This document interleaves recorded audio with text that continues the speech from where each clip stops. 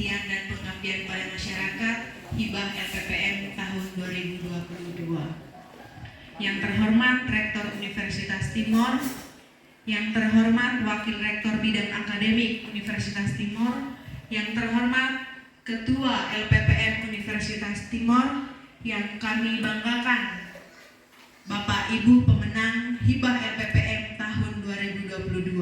Boleh tepuk tangan dulu. Meskipun kita memasuki tahun 2023, kami tahu perjalanan panjang Hibah 2022 itu cukup menguras energi. Betul atau tidak? Ya, terima kasih banyak karena kita sudah sampai pada penghujung. Hari ini kita akan bersatu dalam seminar hasil penelitian dan pengabdian untuk mengetahui lebih lanjut hasil seperti apa yang telah dicapai oleh kita semua sebagai pelaksana.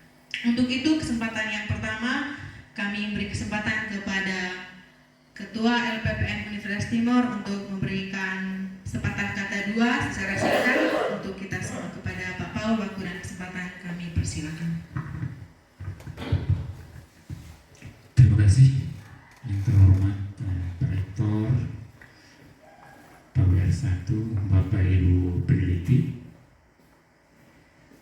Assalamualaikum warahmatullahi wabarakatuh. Salam sejahtera untuk kita semua. Salam kebajikan, Om Swastiastu, Namo Buddhaya. 42 topik.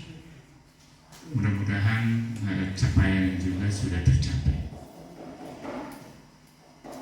LPPM juga melakukan evaluasi terus setiap tahun.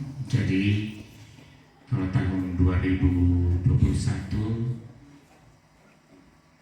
pelaksanaannya hanya accepted untuk kita menerima proposal lagi, tapi kalau 2021 masuk ke 2022 itu tidak boleh accepted lagi, tidak boleh dulu submit, tapi untuk 2023 sudah harus accepted. Mengejar target luaran dari para peneliti tidak juga, sebenarnya itu adalah isi kontrak kita. Kita berusaha untuk taat pada kontrak yang kita tandatangani. Hasil penelitian dan pengabdian Bapak Ibu dosen di lingkungan Unimor. Saya pikir ini bagus sekali. Saya mau, sebelum saya masuk ke ini, saya kemarin kita semua sudah baca di Bihin Mafo. Kita Unimor adalah perguruan negeri yang paling baik di dunia. Apakah ini sinis atau memang satu pendapat yang membuat kita untuk harus bekerja keras lagi? Karena itu terima kasih banyak untuk Bapak Ibu dosen yang telah meraih terpilih dalam melakukan penelitian hibah ini.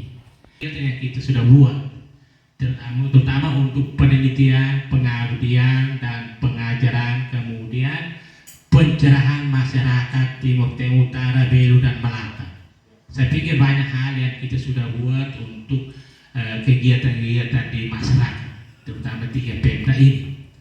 Oleh karena itu, terima kasih banyak kepada Bapak Ibu peneliti yang telah berjuang di tahun 2022 sehingga bisa mengatur waktu untuk melaksanakan penelitian dan pengabdian.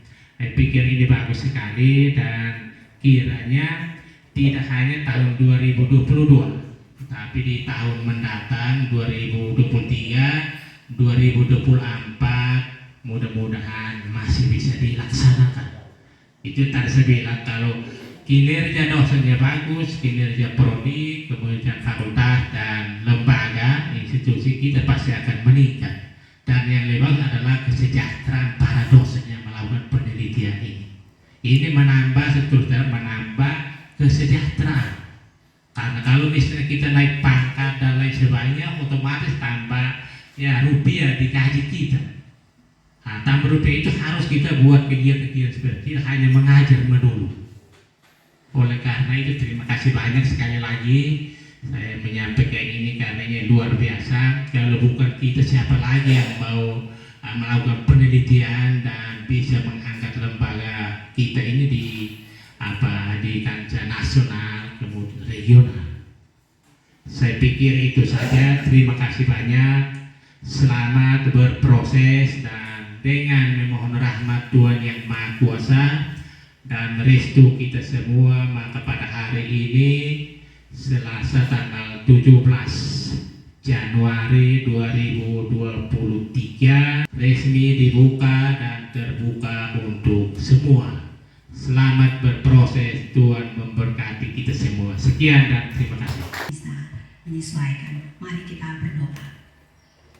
Allah Bapa kami di dalam sorga, kami bersyukur dan berterima kasih untuk kasih dan penyertaan Tuhan yang tidak pernah lepas di dalam kehidupan kami saat kami bangun pagi sampai dengan hari ini. Tuhan, pada kesempatan 5,3%. Yang sisa di luar itu adalah variabel kedua, variabel yang kami teliti yang berpengaruh terhadap variabel terikat.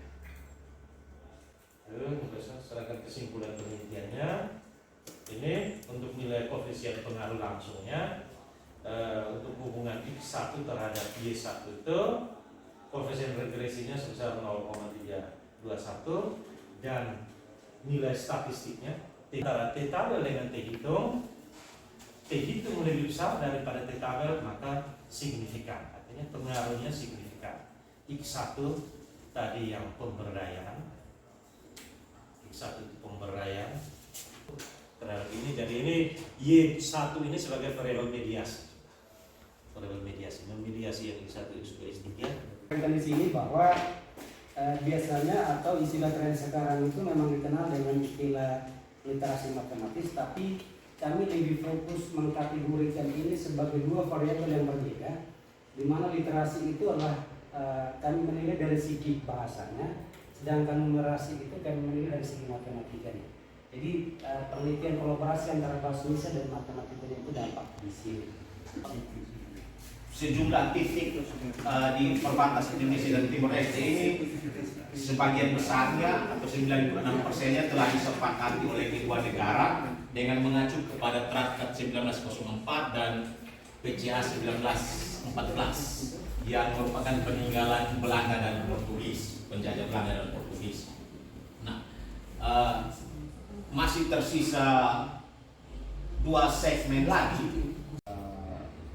Masyarakat di timur ini masih sangat rasional dan klientelistik, sehingga ini menjadi peluang bagi peranakan Tionghoa jika dia sudah melakukan konstruksi identitasnya untuk menguasai pendana. Pada saat itu mereka melakukan perkawinan kawin masuk dengan menggunakan marga bangsawan lokal, sehingga dari situ mereka mendapatkan dalam konsepnya Bodong mendapatkan kuasa simbolik, sehingga dengan demikian mereka menjadi dalam relasinya itu memperoleh buksa dalam konteks ini seperti ini menjadi kekuatan yang sangat, walaupun mereka itu minoritas tetapi mereka punya kuasa yang besar.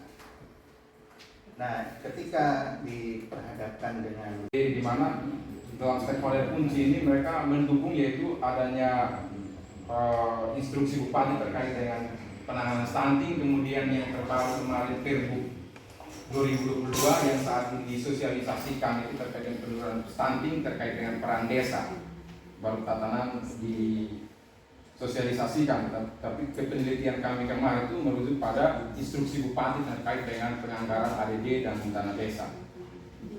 Nah, kemudian ada stakeholder sekunder yaitu stakeholder menyediakan dan memfasilitasi untuk pengelolaan stunting. Nah, hubungan dari stakeholder ini itu ada kerjasama, ada komunikasi dan juga koordinasi. Tetapi dalam komunikasi di sini kita hanya melihat atau yang terjadi itu hanya ada rembuk stunting, tetapi aksinya bias. Nah, kolaborasinya itu belum sampai pada tatanan aksi, tapi dia baru hanya pada rembuk stunting dan masing-masing secara fungsinya itu belum diaplikasikan. Kemudian koordinasi dalam penanganan stunting itu kita melihat pada peran desa, tetapi koordinasinya kurang sehingga tidak ada rembuk stunting di tingkat desa. Nah, rembuk stunting hanya di tingkat kabupaten, tetapi seharusnya itu ada rembuk stunting di tingkat desa yang Untuk uji autokorelasi di sini kami menggunakan Darwin-Whitson, di mana Darwin-Whitson-nya berada pada posisi 1,5. Ada melakukan kunjungan kerja per dapil, akan tetapi tidak sampai tataran formulasikan kepentingan dan kebutuhan masyarakat menjadi sebuah rencana peraturan daerah. Pada akhirnya ditetapkan sebagai perda. Dibuktikan dengan pada saat kunjungan kerja banyak aspirasi-aspirasi masyarakat yang belum